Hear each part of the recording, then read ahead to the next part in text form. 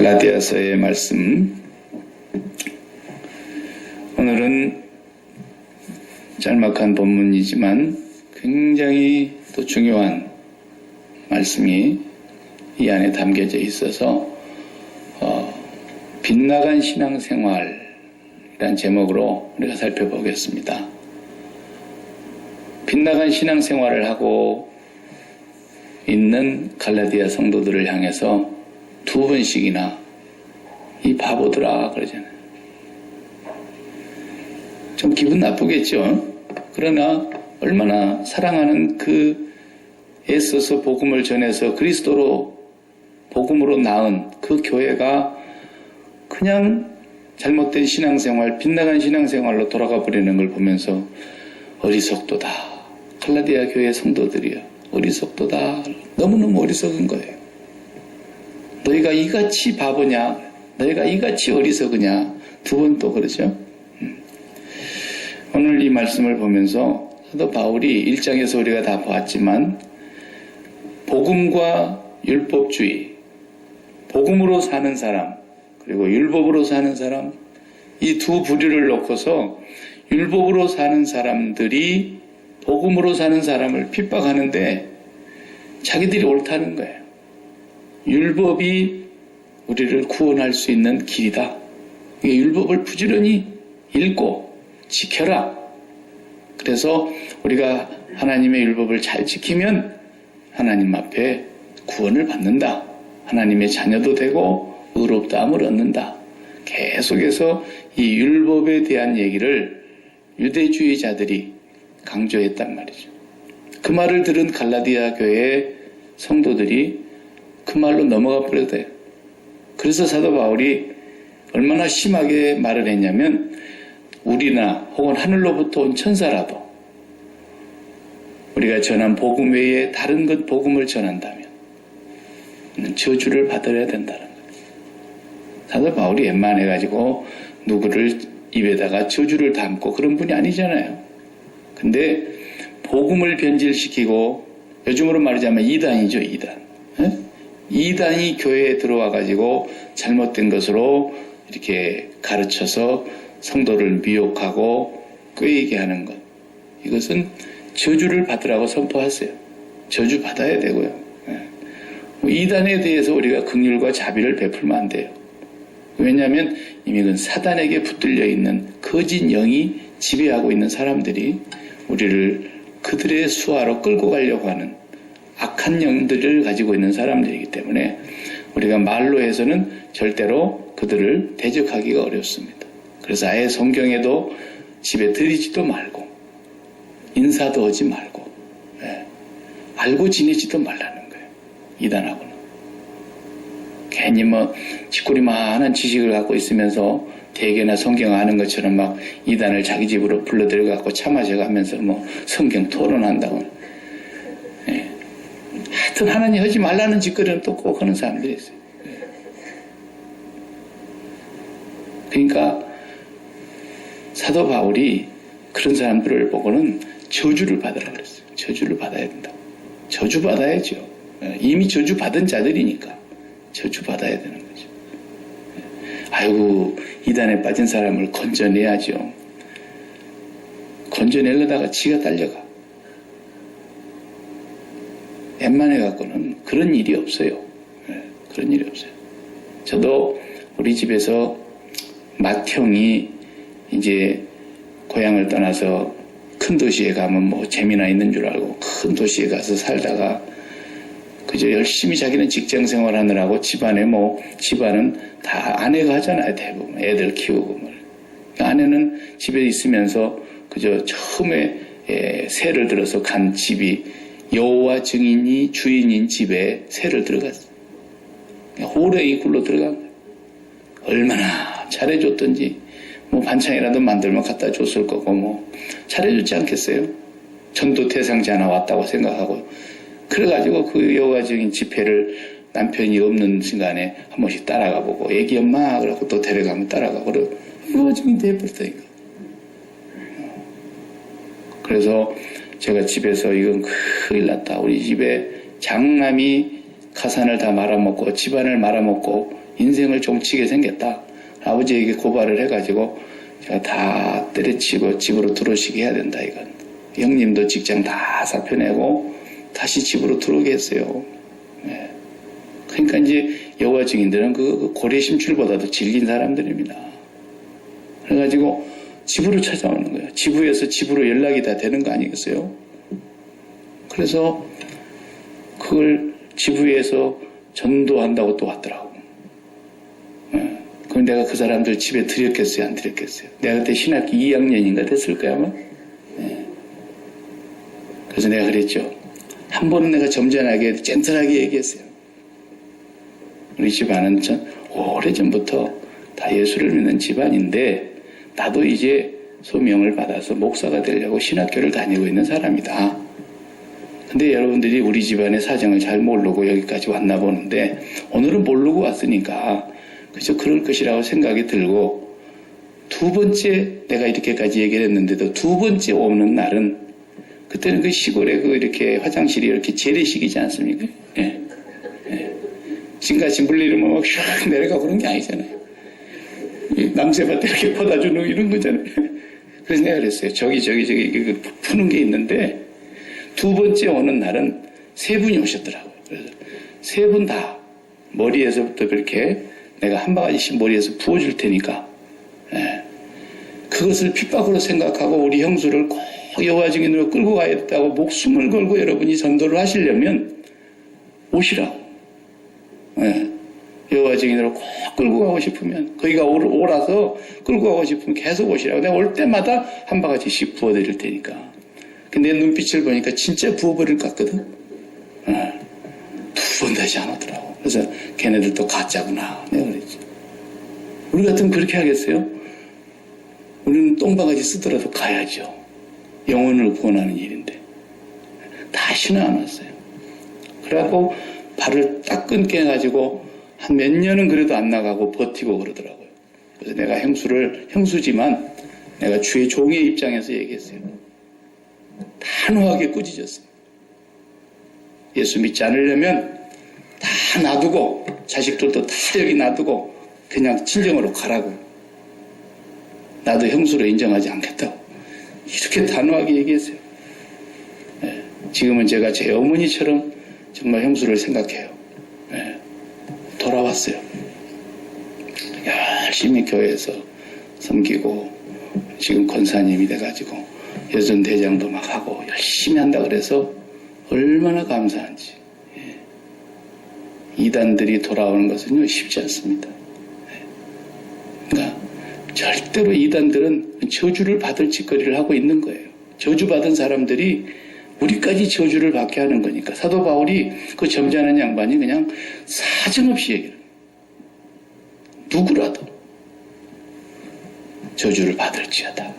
그러니까 오늘 그것이 뭐냐는 걸 우리가 알아야 돼요. 율법주의를 말하는 거예요. 율법주의를 지난주에도 제가 잠깐 설명했지만 율법주의가 굉장히 나쁜 건데 교회 안에 율법주의가 범람해 갖고 있어요. 지금도. 네. 율법주의가 뭡니까? 쉽게 얘기하려고 그래요.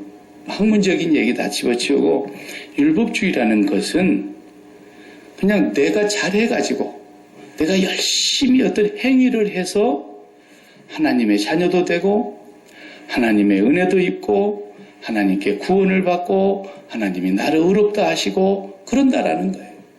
내가 열심히 해가지고 동기가 그리고 모든 과정이 나한테 있어요. 나한테. 내가 얼마만큼 지극정성으로 지성을 들여서 감천이 되게 하느냐. 하늘도 감동이 되도록 지성이면 감천이다. 그런 말이 있잖아요. 그게 율법주의입니다. 내가 얼마나 열심히 봉사를 했더니 하나님께서 이렇게 내 사업에 복을 주시더라. 내가 얼마나 기도를 했더니 하나님께서 나에게 응답을 주셔가지고 떡두꺼비 같은 아들을 하나 덜컥 안겨주시더라. 뭐 이런 게 기독교인 줄 알아요, 사람들이. 철저하게 마귀에게 속은 줄도 모르고 율법주의에 빠져 있는 거예요.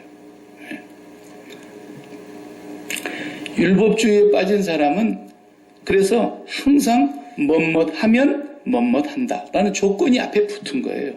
조건이. 언제나 조건이 먼저 있는 거예요. 그 조건을 만족시켜야 그 조건에서 내가 원하는 소원이 성취된다는 거죠.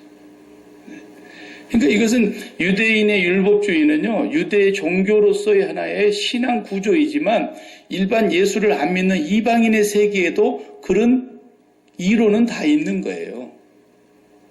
일반의 유교의 종교나 이런 데도 다 나와요. 노자의 도덕경에도 다 나와요. 뭐가 나옵니까? 천리길도 한 걸음부터다. 에? 저 천리에 가면은 내가 원하는 소원을 얻는 것이 천리에 있다면 여기서부터 내가 한 걸음 돼야 되지 않냐.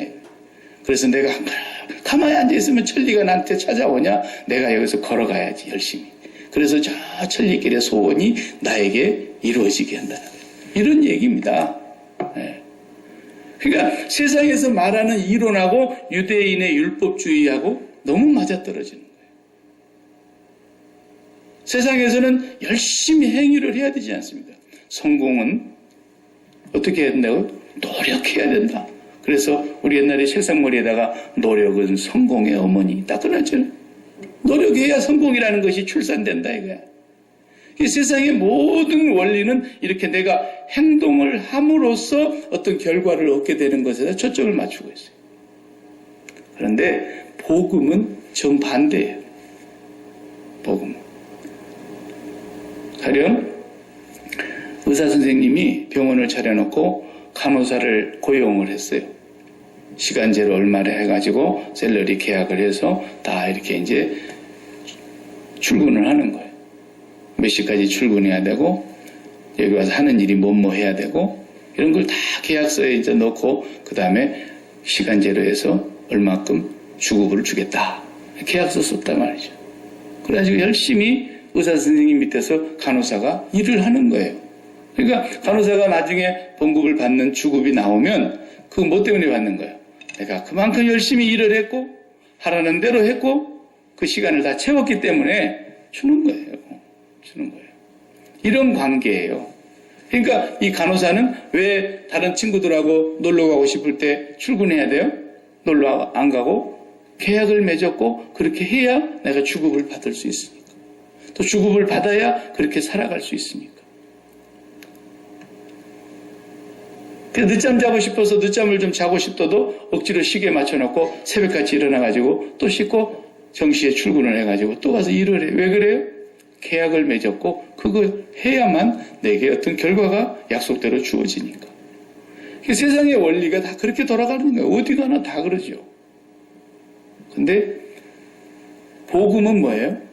복음은 그 계약 관계에 있었던 간호사하고 의사 선생님하고 눈이 맞아 버려가지고 네. 간호사의 마음에 선생님이 들어와 버리고 선생님의 마음에 간호사가 쏙 들어가 버렸어요. 그래가지고 이제는 어느 날 딴딴따다 하고 결혼식을 해봤다. 그러고 나니까 둘이서 그냥 사랑에 불꽃이 튀겨져 가지고 그냥 부부가 돼버렸어요. 부부가 돼버렸어요. 그래 되면 이제 어떻게 되는 거예요? 옛날에 계약 조건은 다 이제 없던 것으로 하고 5시까지 그때는 나와라 그랬는데 4시에 나가는 거야. 4시에. 왜? 내 거니까. 그리고 내가 한 만큼 우리의 이 가게가 이 병원이 잘 되니까 더 열심히. 옛날에는 그냥 화장실 청소할 때도 이건 좀 종업원한테 시키면 안 되나? 왜 간호사한테 이거 화장실까지 닦으라 그러나? 그 화장실 닦으면서도 기분이 안 좋을 수가 있고 말이에요. 그렇지만은 그냥 맨손으로 와서 닦아버려요. 고무장갑 당기고. 결혼해갖고 부부로 사니까 너무 좋아갖고. 그리고 7시 되면 칼같이 퇴근해야 되는데 9시까지 있어. 막 9시까지. 너무 좋았어. 근데 봉급을 더 주나요? 봉급과 상관없이 이미 그 선생님을 이제 나의 남편으로 가져버렸다 이거야. 가져버렸어요. 그러니까 그 단계까지 들어가서 이제 내가 하는 일이 봉급을 받기 위한 어떤 주종관계, 종업원과 사장과의 계약관계로 일을 하는 것이 아니라 내 마음에 남편을 사랑하는 마음에 또 남편이 나를 극진히 사랑하는 그 마음이 서로 불꽃이 튀겨가지고 이제는 두 사람이 함께 일을 하는데 시간 나는 줄 모르고 일하는 거예요. 그러니까 뭔가 매이는 게 없잖아요. 자유예요, 자유. 네. 오늘 내가 좀 몸이 아프니까 당신 먼저 나가라고. 옛날 간호사 때 같으면 그렇게 안 되죠. 딱 시간제로 했으니까 못한 만큼 시간에서 또 봉구 까고 딱 나가잖아요. 그러나 부부가 된 상태에서는 그렇지 않단 말이죠. 그러니까 복음으로 살아가는 삶은 먼저 상대방을 내가 가진 상태에서, 남편을 가지고 있는 상태에서 일을 하는 것이고, 계약관계에 있을 때는 내가 열심히 계약의 조건대로 다 이루어야만이 그 의사선생님 혹은 사장님의 마음을 내가 이제 얻을 수가 있는 것이고, 그런 거예요. 얼마나 큰 차이가 있는지 안 해본 사람은 그걸 모르는 거죠. 네. 안 해본 사람은 알 수가 없어요. 너무너무 큰 차이가 있는 거예요. 그러니까 율법주의는 뭐예요? 성공이라는 저 목표가 있어요. 성공. 아니면 내가 뭔가 소원을 이루고자 하는 목적이 있어요. 그것을 하나님으로부터서 내가 받아내야 되겠는데 그걸 받아내기 위해서 지성을 쌓는 거예요. 그 내가 열심히 지성을 들였더니 하나님이 감동해서 주셨네 그러는데 그것은 지가 생각하는 종교예요. 그냥 그건. 기독교는 그런 게 아니에요. 그래가지고 아니 내가 응답 받았는데요. 응답 받았다고 하는 말은 제가 전에도 그런 얘기했지만 보편적으로요 25%는 다 응답이 됩니다. 아시겠습니까? 기독교도 그냥 응답받았다는 사람이 25% 있다면 불교에도 가봐요. 응답받았다는 사람이 25% 있어요. 오늘이 시험 보는 날인데 지금 지진이 일어나고 시험 보는 날을 대학교 입시를 좀 연기했다네요. 네. 그러니까 그 불교 믿는 사람들은 그 아이들이 오늘 좋은 점수를 내가지고 목표하는 대학에 들어가기 위해서 얼마나 부처 앞에 가가지고 1000번의 절을 하면서 그냥 허리가 휘고 머리가 현기증이 나서 뱅글뱅글 돌아도 그 자식 때문에 가서 그러고 있는 거예요. 그런데 불교 믿는 사람들의 숫자 속에 25%는 합격했다니까요. 신도 아니고 아무것도 아닌데 가서 그거 했는데도. 그런 숫자인 거예요. 기독교에서도. 자기 나름대로 막 지성을 쌓았더니 뭐가 됐다더라 이런 소리 하는 것은 그건 율법주의지 기독교 복음이 아니에요. 네. 복음은 뭐냐? 간호사가 남편을 가진 것처럼 우리가 하나님 아버지를 먼저 갖는 거예요. 우리가 하나님 아버지의 자녀가 먼저 되는 거예요. 네? 우리가 하나님께 먼저 의롭다 칭함을 얻는 거예요. 그래서 우리에게 구원이 영생이 주어지는 거예요. 그것을 오늘 본문에서 얘기하고 있지 않습니까? 2절을 봐요. 내가 너희에게 다만 이것을 알려 하노니 다른 거 얘기하지 않고 다만 이것을 알려주겠다는 거예요. 너희가 성령을 받은 것이 막 몸부림치 갖고 성령 받았냐? 너희들이 막 가고 산호 뿌리 몇 개 뽑아갖고 성령 받았냐? 그렇게 율법으로 막 행위를 해서 아니면 예수 믿고 예수님에 대한 소식을 듣고 믿음으로 받은 거냐라는 거예요. 어떤 쪽이에요? 소나무 몇 개 뽑아갖고 성령 받았어요? 다 사입입니다. 그건. 예수님이 누구신가에 대한 그 전하는 복음을 사도들이 전하여 들은 복음 그 복음을 우리도 들었고 그 들은 복음을 믿음으로써 성령을 받았다라는 거예요. 성령. 그래서 성령으로 말미암아 우리가 거듭나게 되고 성령으로 말미암아 하나님의 자녀인 것이 우리 안에서 확증이 되고 성령으로 말미암아 우리가 죄를 용서받아서 하나님 앞에 의롭다함을 얻었고 성령으로 그게 다 뭐예요? 예수님을 믿음으로라는 거예요. 예수님이 해놓으신 그 모든 일을 예수님이 십자가에서 다 이루어 놓으신 그 일을 내가 나의 일로 받아들임으로써 나를 위한 사건으로 받아들임으로써 나는 이미 성령을 받았고 하나님의 자녀가 되었고 거듭난 사람이 됐다. 그것이 복음 안에 사는 삶이고 복음 안에서 성공한 사람이 그런 사람이에요. 누가 성공했다더라 그러면 뭘 보고 성공했다 그래 사람들이 더 많이 벌었다는 것을 성공으로 생각해요. 누가 그래요? 마귀가 그렇게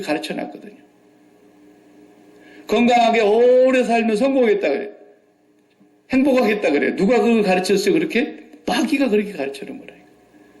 사도 바울은 내가 지금이라도 몸을 떠나서 지금이라도 죽어서 내가 주님과 함께 있는 것이 더 좋은 줄 아는데 그랬단 말이에요.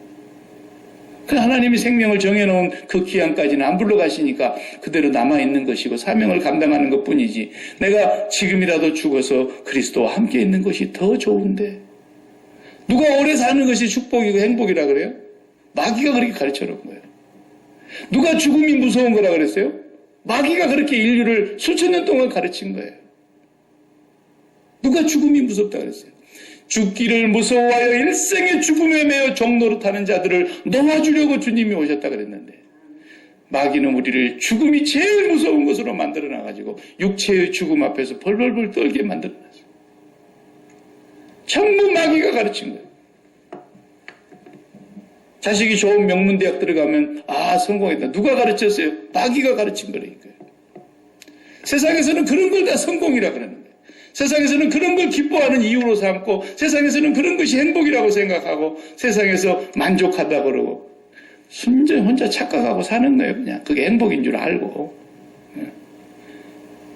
근데 바울 사도에게 가서 그런 얘기해봐요. 바울 사도가 뭐라 해요? 배설물이 아주 뒹구는구만 뒹굴어. 개똥밭에 굴러도 이생이 났다더니 쟤들이 아주 그냥 배설물에 반죽을 하고 있구만. 바울은 그럴 거 아니겠어요? 그런 소리 하면? 그런 걸로 갖고 성공이라 그러면 남 많은 사람 나와보라 그랬죠, 바울이. 그러니까 너무너무 우리는 속은 것이 몸에 배어가지고 그것이 그냥 잠시 잘못하면 진짜처럼 착각이 돼가지고 우리도 그냥 글 속에 쑥 빠져들어갈 만한 그런 항상 여지가 있는 거예요. 우리는 하나님 가짐으로써 성공한 거예요. 하나님 가짐으로써 그 이상의 행복이 없어요. 하나님 가짐으로써 그보다도 더 만족을 줄 수 있는 분은 없어요. 하나님 가짐으로써 우리는 진짜 기쁨을, 참 기쁨을 아무도 빼앗아갈 수 없는 평강을 우리가 가진 사람인 거예요. 하나님 가짐. 왜? 마음이라고 하는 것은 맞춤으로 지어졌다고 제가 그랬잖아요. 맞춤으로 지었다니까. 이 마음은요, 딱 맞춤으로 창조를 하셨기 때문에 거기 맞는 것이 그 마음에 딱 들어가지 않으면 절대로 만족이라는 게 없는 거예요. 에이, 돈 많이 가지면 만족하든. 거짓말 말하라 그래요. 소원이 있다는 게 무슨 뜻인지 아세요? 소원이 있다는 것은 아직도 마음에 만족이 안 찼다는 뜻이에요. 다 차고 나면 더 바랄 게 없어요. 소원이 없어지는 거예요. 아직도 내가 뭔가 소원이 남아있습니다라는 말은 뭔 말이에요? 아직도 내 마음이 안 찼습니다. 그 말이에요. 그런데 왜 안 찹니까? 안 차워지는 것은 마음은 맞춤 서비스로 지어가지고 이 하나님이 들어가야 딱 맞게 되었어요. 하나님이 들어가야 더 이상 바라는 것이 없어지고 더 이상의 행복이 없다는 것을 깨닫게 되고 만족하게 되는 거예요. 하나님 들어가는 그 순간에 최고의 기쁨이 있는 거예요. 그래가지고 예수 믿는 사람은 첫 출발이 그 상태에서 출발하는 거예요.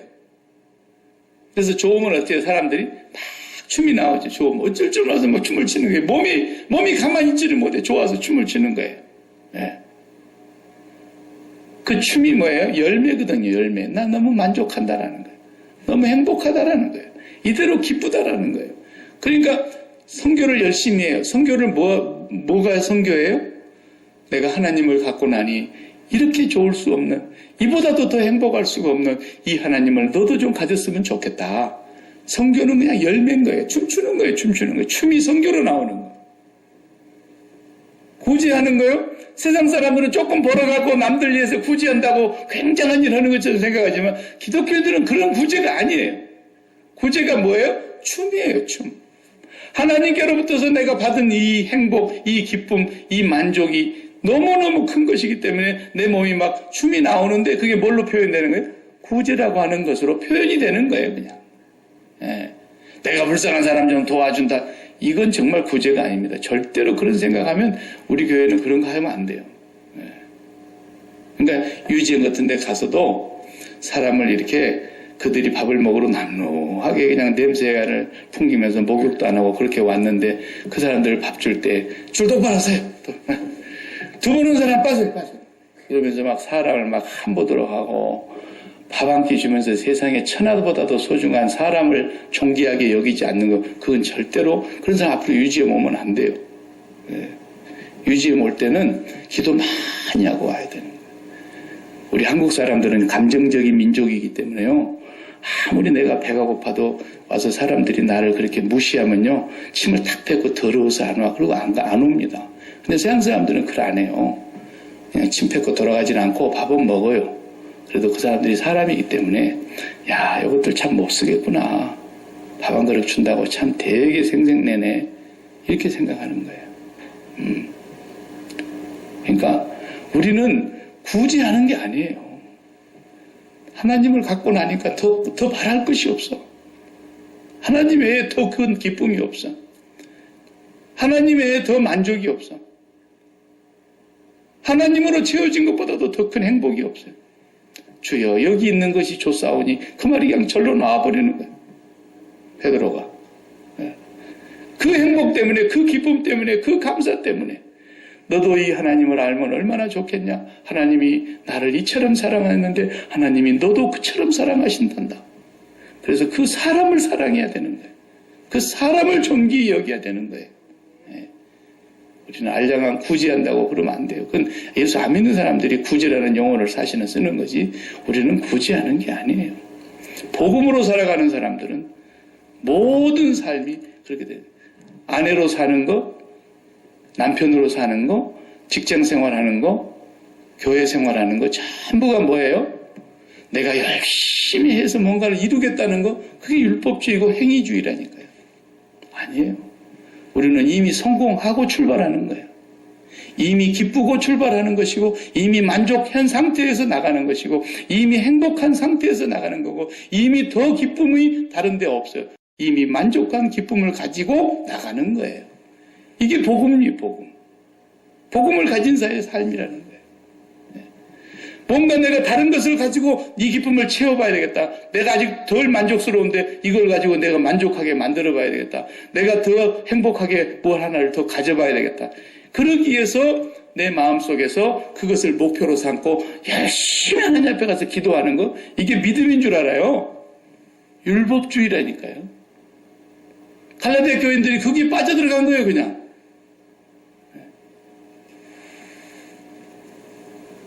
기도가 그런 게 아니에요. 기도는 뭐예요? 만남이라니까요, 만남.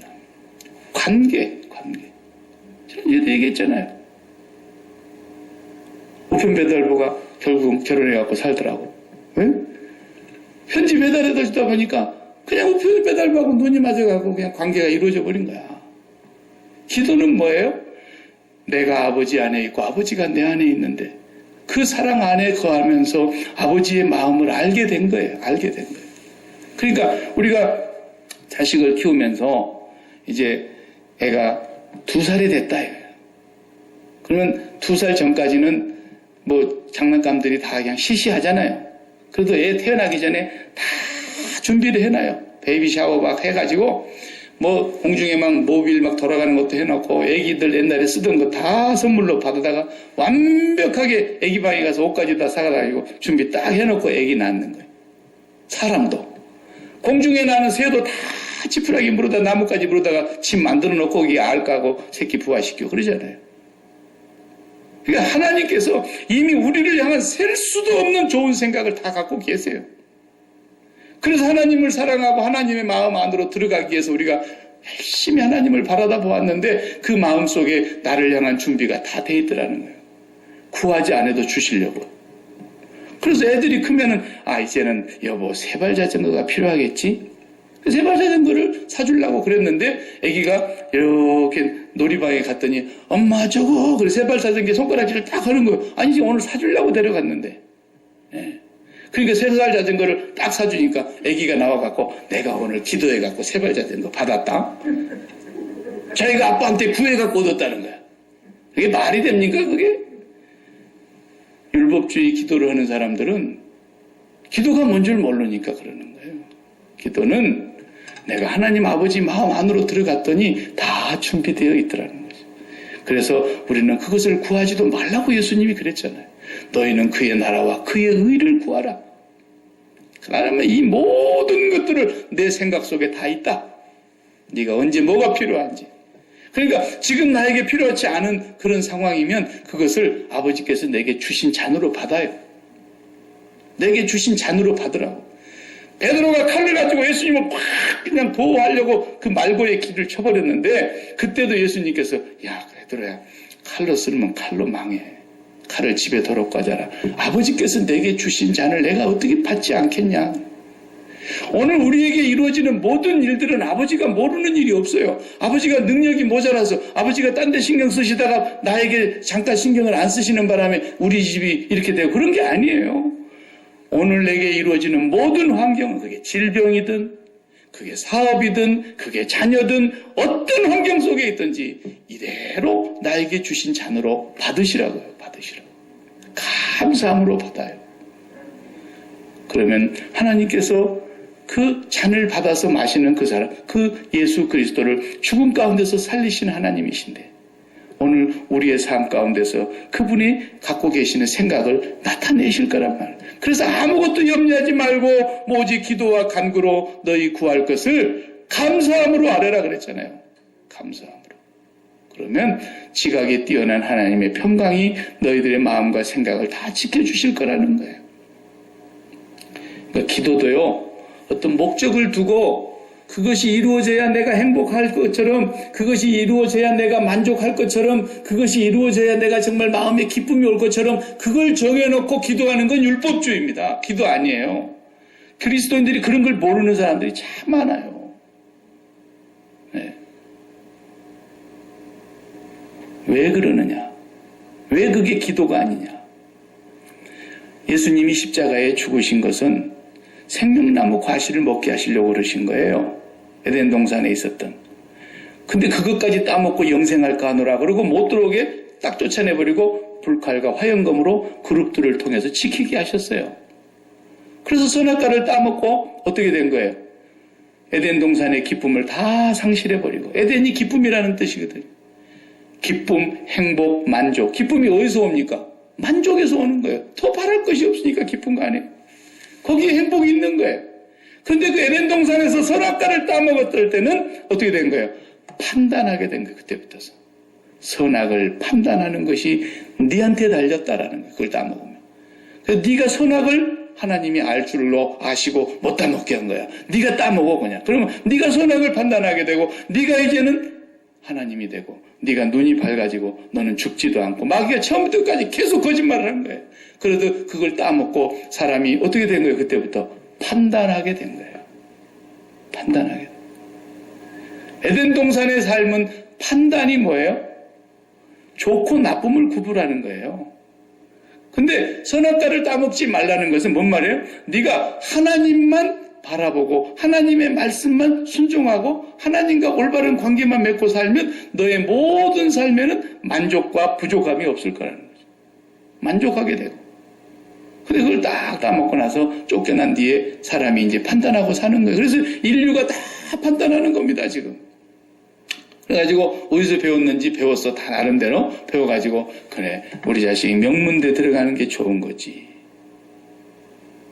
그게 좋은 거예요. 자, 그래서 이제 우리 아이를 명문대로 집어넣어야 되겠다는 그 엄마의 마음속에 간절한 소원이 생겼어요.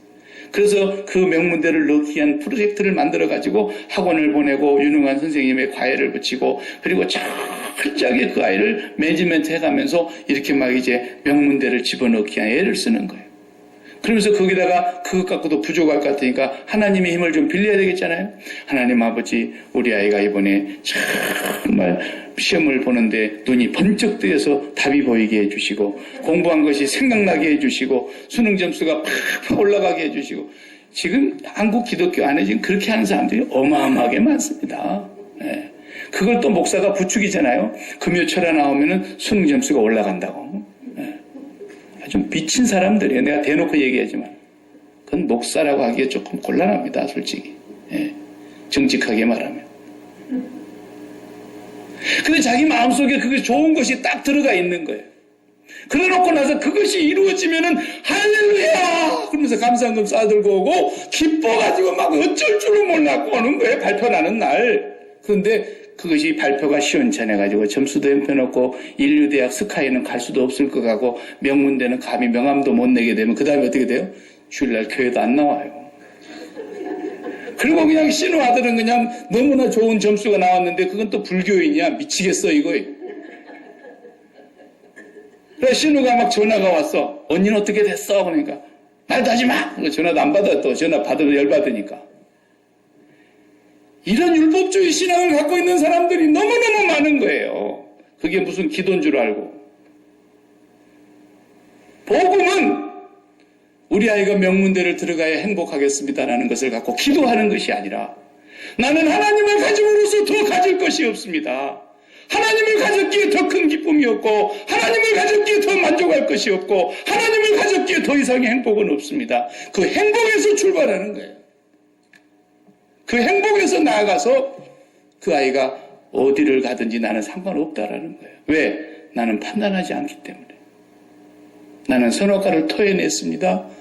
십자가에서 예수 그리스도가 죽을 때 예수 그리스도의 죽음을 나의 양식으로 삼는 날로부터서 나는 이 세상에 좋고 나쁜 모든 판단에 대해서 죽었습니다. 예수 외에 좋은 분이 없다는 걸 나는 믿습니다. 하나님의 생각 외에 더 좋은 것이 없다는 걸 나는 믿습니다. 그리고 하나님으로 행복하게 살기 때문에 이 아이가 좋은 대학을 가든 조금 이르 대학을 가든 그 나와 상관이 없어요. 하나님의 생각이 계시기 때문에. 그래서 그냥 기쁜 거예요. 그냥 기쁜 거예요.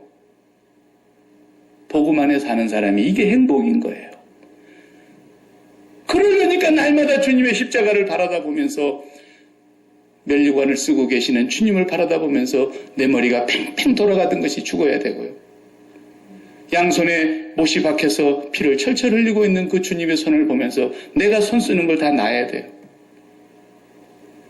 두 발에 못이 박혀서 뼈가 으스러지도록 고통 속에서 매달려 계시는 그 주님을 보면서 내가 이리 뛰고 저리 뛰는 발걸음이 죽어야 돼요.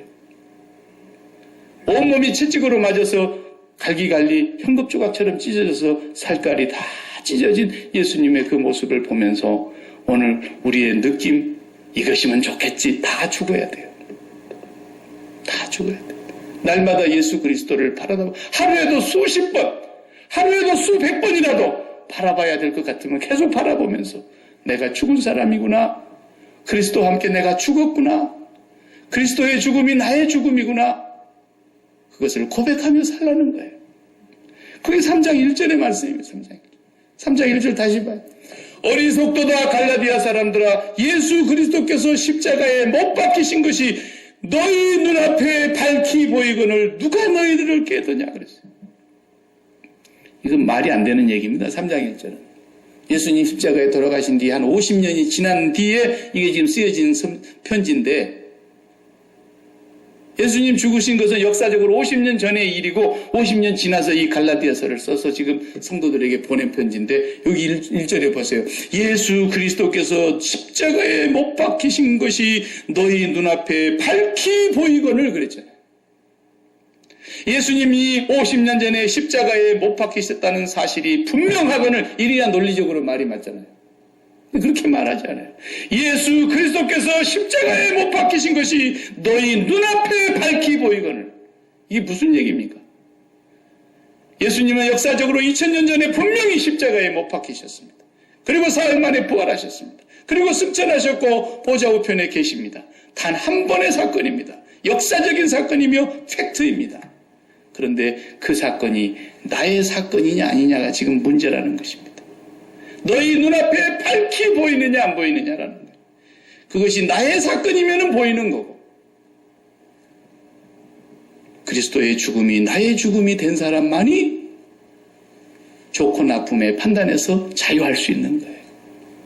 누가 돈을 많이 벌면 좋다 그래요. 아니라니까요. 돈을 많이 벌게 해달라고 목표를 세워놓고 열심히 기도하면서 11조 하는 사람들 이게 다 율법주의라니까요. 그게 무슨 신앙생활을 잘하는 것인 줄 알고 칭찬하고 간증하고 그러는데 이런 더러운 율법주의가 이런 악한 율법주의가 교회 안에 뿌리를 내리고 있는 거예요. 지금도. 아니에요. 나를 구원해 주신 하나님 그 한 분을 내가 가짐으로써 더 바랄 것이 없는 만족과 기쁨과 행복을 성령 안에서 날마다 맛보고 살아가는 것이 우리의 최고의 성공인 거예요. 그 성공을 가진 사람이 오늘도 나갔더니 하나님이 구하지도 않은 돈을 계속해서 벌게 해주시는 거예요. 도대체 하나님의 그 생각 속에 무슨 생각을 갖고 계시길래 돈을 나한테로 보내느냐 이거예요. 내가 돈 때문에 행복한 사람이 아닌데 하나님이 하나님으로 기쁘고 하나님으로 행복하고 구원받은 이 한 가지 사실, 나의 그 험한 죄를 다 용서해 주시고 십자가에 죽기까지 나를 사랑해 주신 그분으로 내가 이제 더 이상 기쁨이 없는데 왜 나에게 계속 돈을 보내시느냐 이거예요. 그럼 하나님이 뭐 계획이 있다는 얘기 아닙니까? 그 예수 믿는 사람은 거기서 하나님의 뜻을 발견하고 사는 거예요. 율법주의와 복음주의가 비슷한 것 같은데 하나는 사탄이 가져온 것이고 하나는 그리스도께서 주신 선물이에요. 교회 안에 얼마나 이것이 간교하게 마귀가 사람들의 마음에 침투해 들어왔는지 몰라요. 이걸 아셔야 돼요. 율법주의는 내가 지극정성과 노력과 온갖 수고와 온갖 열정을 다 동원해서 내가 목표하는 바를 이루고 그것을 소원으로 목표로 비전, 야 진짜 비전이라는 말을 그런 뜻다 쓰는 거 보면 기가 막혀요. 기가 막혀요. 네. 그런 비전을 가지고 이루어서 기쁘다 할렐루야 감사하다 말 그때 기뻐요. 그때 구원받은 건 안 기뻐. 그리고 그때 기뻐해. 그거 안 되면 그냥 또 낙심해가지고 구원받은 건 하나도 안 기뻐. 왜 그래요? 예수 그리스도께서 십자가에 못 박힌 것이 눈앞에 밝히 보이지 않기 때문에 그러는 거예요. 포항에 지진이 났다는데 저는 포항에 아는 사람이 한 명도 없습니다. 그래서 제가 아무렇지도 않아요. 그냥 안타까울 뿐이에요. 그리고 저 사람들이 인생이 지진대라는 걸 알고 살았으면 좋겠다. 그런 기도는 나와요, 나도. 네. 근데 포항에 우리 아들이 이번에 포항공대 가가지고 공부하고 있다고 지금 한번 해봅시다. 포항공대가 제일로 피해가 컸죠? 네. 그 포항공대 우리 아이가 거기 유학 가고 있는데 포항공대가 제일로 컸습니다. 가슴이 철렁. 전화해보지 않겠습니까? 네? 전화 연결이 될 때까지는 내가 얼마나 마음이 불안하겠어요. 그것이 뭔 말입니까? 지진이 일어난 것이 팩트예요. 팩트. 사실. 그런데 그것이 나에게 제1의 현실이냐 아니냐는 뭐예요?